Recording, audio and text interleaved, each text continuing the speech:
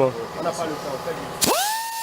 Dans la banlieue de Lomé, des techniciens et mécaniciens d'une unité d'assemblage d'automobiles et de tricycles électriques fonctionnant à l'énergie solaire dénommée le Monde de l'énergie sont à l'œuvre. Cette usine, lancée il y a quelques semaines avec l'expertise de son partenaire chinois, SK Ingenious Limited, fait dans l'assemblage et la commercialisation des voitures et motos écologiquement responsables. Le montage se fait en 3 étapes, 3 grandes étapes. La première étape consiste à faire de la soudure. Après cette étape de soudure, on passe à la peinture. Donc une fois que la carrosserie est bien faite, ça passe à l'atelier de peinture où on va peindre notre engin selon la couleur voulue. Et peut-être en 2 jours, attendre que ça sèche correctement avant de ramener ça pour mener à la 3e étape. Maintenant, la 3e étape consiste à faire l'assemblage des différents composants, à terminer carrément l'installation. Fabriqués au Togo, ces engins, des motos, tricycles et véhicules à 4 roues notamment, associent le système solaire au moteur électrique. Ils sont dotés d'une batterie rechargeable et d'un panneau solaire de 250 watts. Et ce n'est pas tout. À l'intérieur, on y trouve, entre autres, un mini-ventilateur et une caméra de recul. Félix Eto, directeur général de la société Le Monde de l'énergie, donne plus d'explications.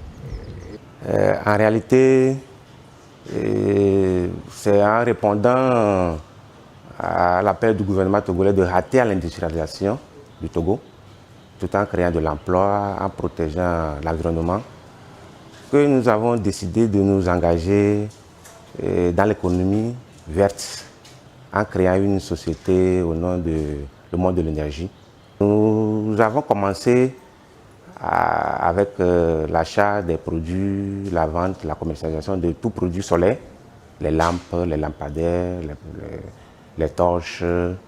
Et c'est dans cette idée que nous avons eu l'imagination, si on peut le dire.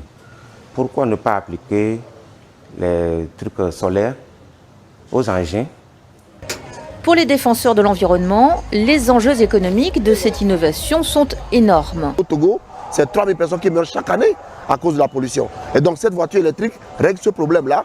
Donc moins de décès, ça fait de l'économie. On parle de l'économie de la santé. Ça fait moins d'argent à dépenser dans les hôpitaux, mais aussi de l'argent que les familles pourront avoir pour investir dans autre chose.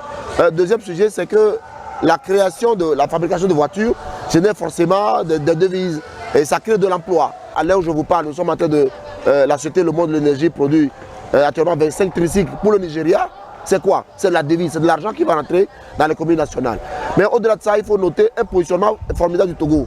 Dans le cadre de son émergence vers le développement économique, le Togo peut se positionner en tant que hub technologique en matière de production de voitures solaires et électriques intelligentes. Et vous savez aussi que le Togo dépense 4 milliards chaque année pour subventionner les sociétés de pétrole, pour subventionner les citoyens, parce qu'à la pompe, le carburant revient moins cher.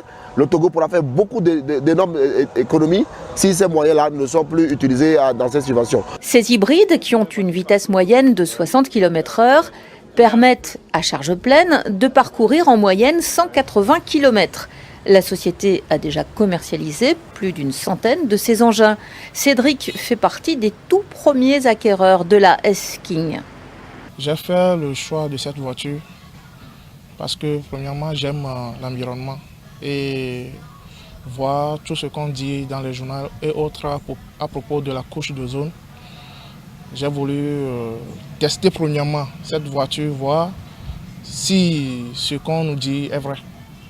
Et vraiment les résultats sont encourageants. Ils sont nombreux encore à hésiter à faire le choix de l'écologie au motif du coût de l'engin, pas tout à fait à la hauteur de la bourse des Togolais. Le promoteur s'en défend. Si je dois payer un véhicule comme ça, qui me coûte, ça c'est combien? Hors taxe, nous sommes dans les 3 900 000. Tout taxe, c'est 4 100 000.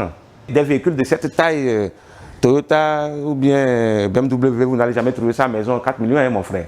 Tenez-vous bien. Jamais 4 millions de véhicules comme ça à la maison. Pourquoi dire que c'est cher pour nous? Autant puisque à la maison, Toyota, vous allez trouver des trucs comme ça, peut-être à 11 millions, 12 millions, ou bien 9 millions, si c'est la maison vraiment. Et vous allez encore payer de carburant. Nous, pas de carburant.